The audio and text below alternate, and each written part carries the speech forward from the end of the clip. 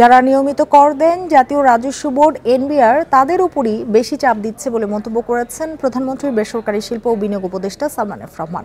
বলেন, ডিজিটালাইজেশন করা গেলে দেশে করের আওতা বাড়বে। এখন জন্ম সনদ দিয়ে খোলো বিকাশ স্টুডেন্ট অ্যাকাউন্ট, নিজের বিকাশ নিজে কর।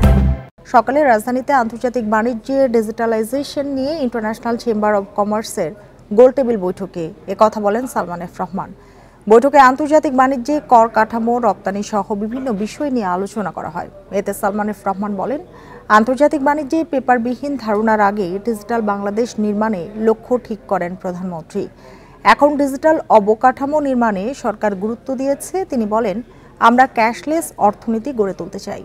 এ সময় সালমান এফ রহমান বিশ্বায়নে বাধামুক্ত বাণিজ্য উৎসাহিত করার প্রতি গুরুত্ব দেন।